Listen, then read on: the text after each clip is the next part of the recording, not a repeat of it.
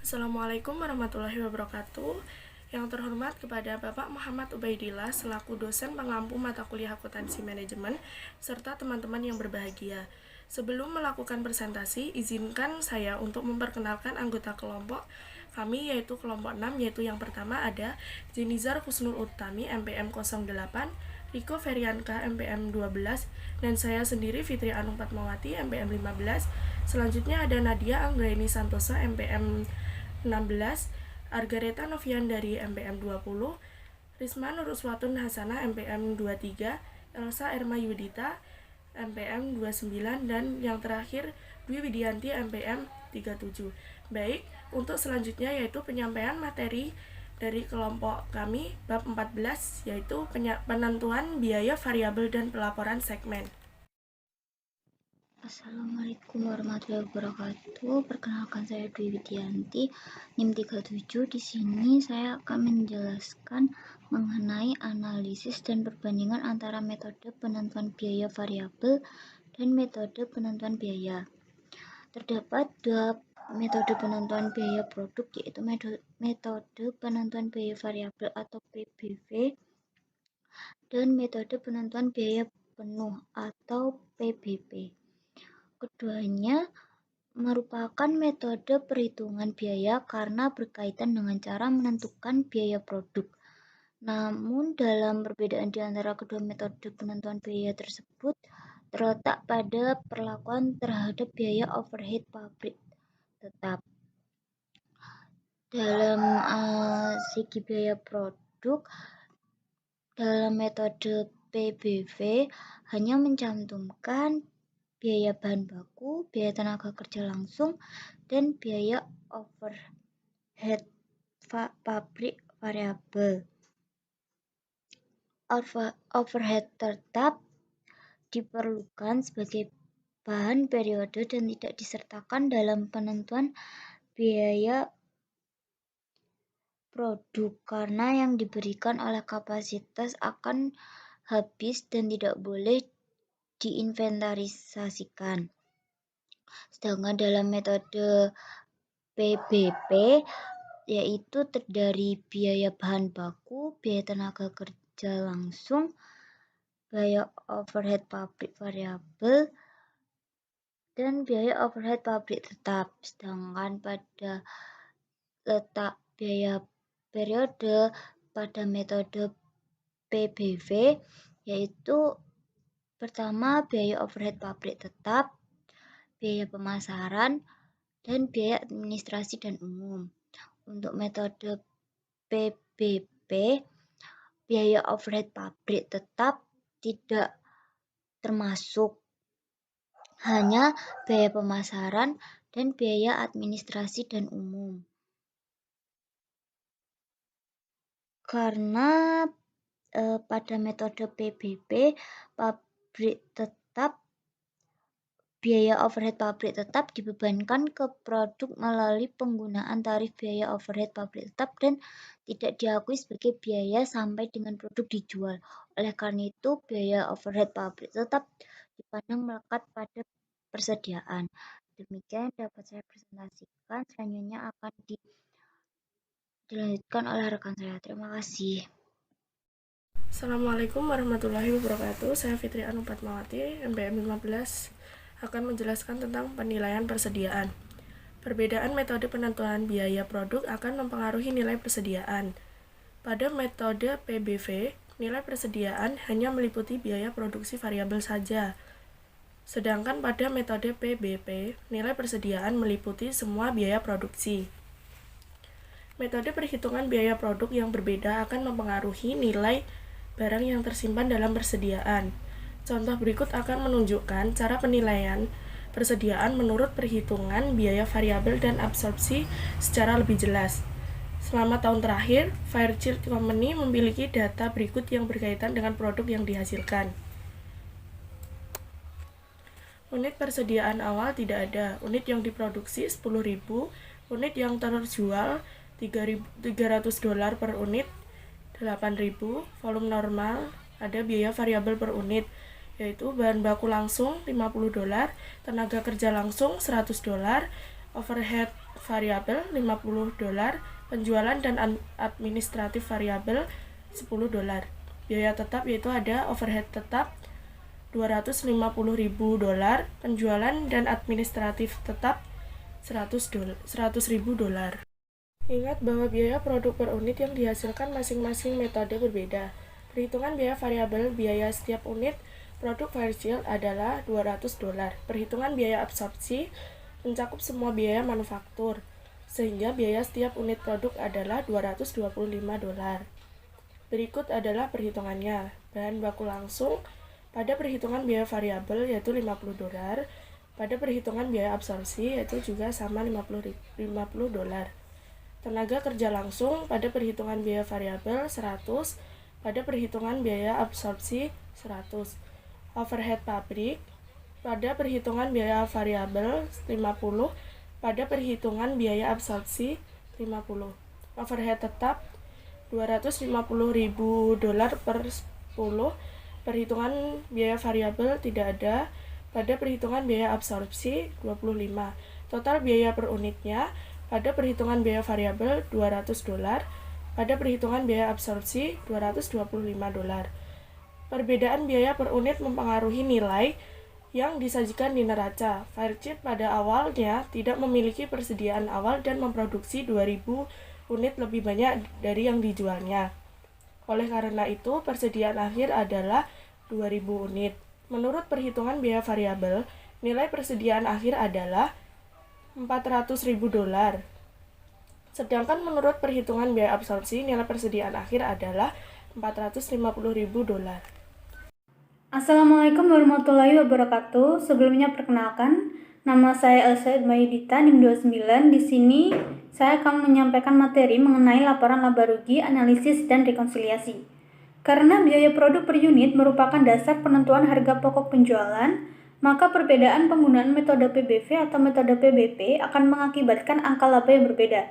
Perbedaan angka laba ini terjadi karena jumlah biaya overhead pabrik tetap yang diakui sebagai biaya periodik adalah berbeda di antara kedua metode penentuan biaya produk. Dari contoh kedua tabel di sini, laba pada perhitungan PBP lebih besar $50.000 daripada laba pada perhitungan PBV. Hasil dari kedua laporan tersebut berbeda karena ada sebagian dari overhead tetap periode tersebut yang masuk persediaan apabila menggunakan perhitungan PBP dan pengakuan sebagai beban ditangguhkan ke periode di masa depan. Sekian yang dapat saya sampaikan, materi selanjutnya akan disampaikan oleh rekan saya. Assalamualaikum warahmatullahi wabarakatuh. Perkenalkan, saya Riko Feranka dari NPM 12. Di sini saya akan menjelaskan hubungan antara produksi, penjualan, dan laba. Hubungan antara laba menurut perhitungan biaya variabel dan laba menurut perhitungan terhadap biaya absorpsi berubah ketika hubungan antara produksi dan penjualan berubah.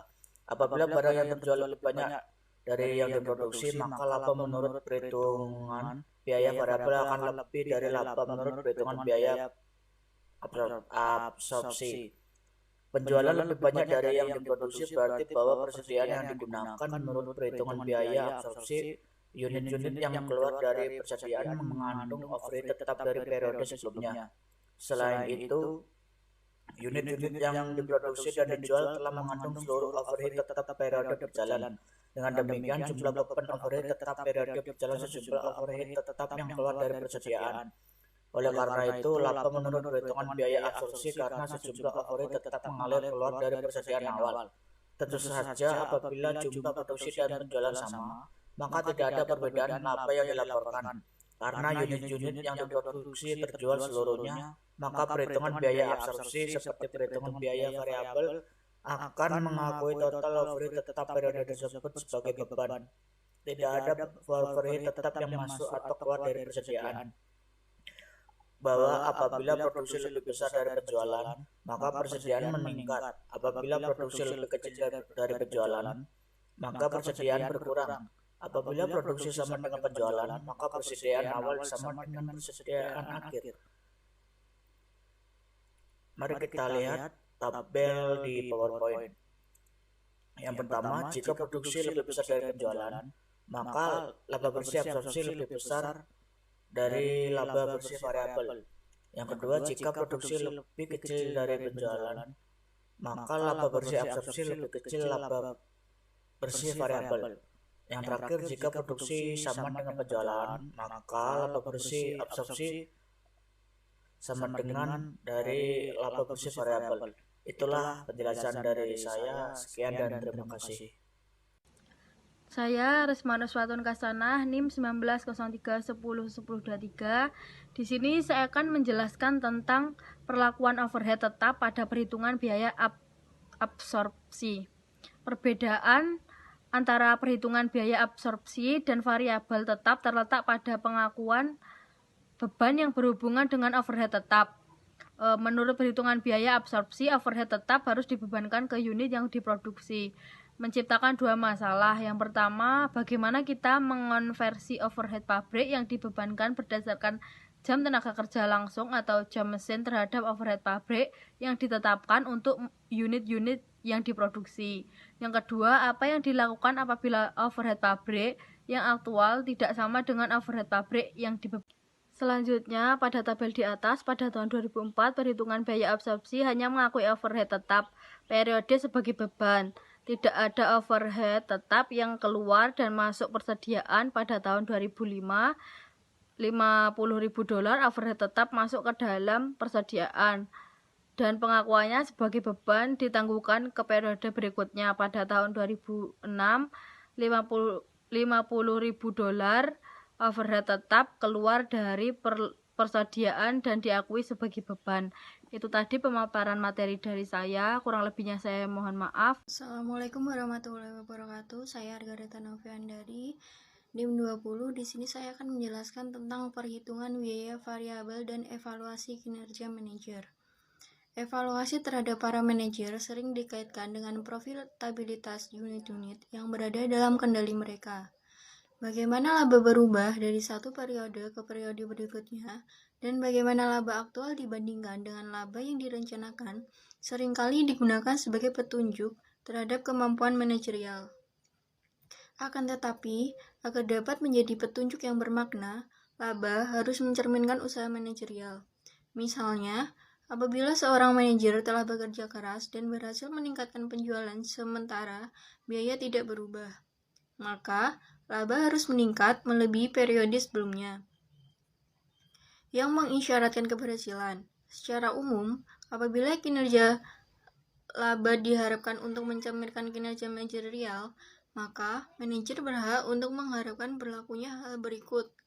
Yang pertama, ketika mendapatkan penjualan meningkat dari suatu periode ke periode berikutnya, sementara faktor-faktor tetap lainnya, maka laba akan meningkat. Lalu yang kedua, ketika pendapatan penjualan menurun dari suatu periode ke periode berikutnya, sementara faktor-faktor lainnya tetap, maka laba akan menurun. Lalu yang ketiga, ketika pendapatan penjualan tidak berubah dari suatu periode ke periode berikutnya, sementara faktor-faktor lainnya tetap, maka laba akan tidak berubah. Assalamualaikum warahmatullahi wabarakatuh. Perkenalkan, nama saya Nadia Anggreni, NIM 1903101016. Di sini saya akan menjelaskan tentang metode penentuan biaya variabel dan pelaporan segmen. Pelaporan kontribusi dari setiap aktivitas atau daerah pemasaran atau unit bisnis terhadap laba perusahaan disebut pelaporan segmen atau sering disebut dengan segmen reporting. Laporan segmen disiapkan berdasarkan metode PBV untuk menghasilkan evaluasi dan keputusan yang lebih baik daripada jika disiapkan dengan metode PBB. Manajer memerlukan informasi yang lebih terperinci daripada informasi ringkas yang ada dalam laporan laba rugi untuk melakukan evaluasi berbagai aktivitas dalam perusahaan. Laporan laba rugi divisi yang dihasilkan oleh suatu sistem akuntansi manajemen mungkin masih belum cukup. Segmentasi yang lebih tepat dan jelas diperlukan oleh manajer untuk melaksanakan pertanggungjawaban secara benar. Pabrik-pabrik memproduksi produk dan informasi profitabilitas setiap produk adalah penting. Sebagian produk mungkin menguntungkan, sedangkan sebagian produk yang lain merugikan. Demikian juga informasi laba berdasarkan daerah pemasaran, proyek khusus, dan tenaga penjualan. Individual adalah penting yang terdiri dari 3 pelaporan, yaitu yang pertama, pelaporan segmen berdasarkan metode penentuan biaya penuh. Kemudian yang kedua, pelaporan segmen berdasarkan metode biaya variabel. Kemudian yang terakhir, pelaporan segmen dengan pendekatan penentuan biaya berdasarkan aktivitas. Kemudian pemisahan biaya tetap dan biaya variabel pada perhitungan biaya variabel adalah penting untuk melakukan evaluasi yang akurat. Makna implisit dari suatu evaluasi adalah keputusan yang terkait apakah meneruskan atau menghentikan kreasional suatu pabrik atau apakah meneruskan atau menghentikan suatu lini produk. Tanpa adanya perbedaan antara biaya tetap dan variabel, evaluasi terhadap berbagai aktivitas berorientasi laba dan keputusan yang dihasilkan mungkin untuk menyesatkan. Pelaporan kontribusi laba dari berbagai aktivitas atau unit atau lainnya dalam suatu organisasi disebut pelaporan segmen. Pelaporan segmen yang disusun berdasarkan perhitungan biaya variabel menghasilkan evaluasi-evaluasi dan keputusan-keputusan yang lebih baik dari berdasarkan yang disusun perhitungan biaya absorpsi. Berikut ini lihat lebih dekat mengenai pelaporan segmen dan mari kita lihat mengapa hal ini benar. Untuk mengevaluasi berbagai aktivitas yang berbeda dalam suatu perusahaan, seorang manajer membutuhkan lebih dari sekedar ikhtisar informasi yang terdapat dalam laporan laba rugi perusahaan. Sekian presentasi dari saya, kurang lebihnya saya mohon maaf. Wassalamualaikum warahmatullahi wabarakatuh. Assalamualaikum warahmatullahi wabarakatuh. Saya Jenny Kusnul 508. Di sini saya akan melanjutkan materi terakhir mengenai metode penentuan biaya variabel untuk perencanaan dan pengendalian. Perencanaan keuangan mengharuskan para manajer mengestimasi penjualan depan, tingkat produksi masa depan, biaya masa depan, dan seterusnya. Karena ramalan penjualan yang menjadi dasar penyusunan anggaran merupakan sesuatu yang tidak pasti, maka manajemen mungkin ingin mengetahui beberapa tingkat penjualan yang berbeda untuk menilai tentang kemungkinan yang dihadapi perusahaan. Pemahaman terhadap perilaku biaya merupakan hal penting bagi pencapaian hasil ini. Biaya tetap tidak berubah apabila penjualan berubah, sehingga perbedaan antara biaya tetap dan variabel adalah penting untuk melakukan penilaian biaya secara akurat pada berbagai volume penjualan dan produksi. Setelah manajemen memilih satu tingkat penjualan dan produksi yang diharapkan untuk tahun berikutnya, biaya yang akan terjadi juga dapat ditentukan. Rencana keuangan nantinya terdiri dari tingkat aktivitas yang diharapkan dan perkiraan biaya terkait. Rencana ini dapat digunakan untuk memantau kinerja aktual. Apabila kinerja aktual berbeda dari apa yang diharapkan, maka tindakan perbaikan barangkali diperlukan. Melalui perbandingan hasil aktual dengan hasil yang diharapkan, dan pelaksanaan tindakan korektif bila diperlukan, manajer melakukan pengendalian. Walaupun demikian, agar proses pengendalian berhasil, perilaku biaya harus benar-benar dipahami. Demikian yang dapat saya sampaikan, kurang lebihnya mohon maaf. Terima kasih. Sekian presentasi dari kelompok kami, semoga bermanfaat. Apabila ada kurang lebihnya, kami mohon maaf. Wassalamualaikum warahmatullahi wabarakatuh.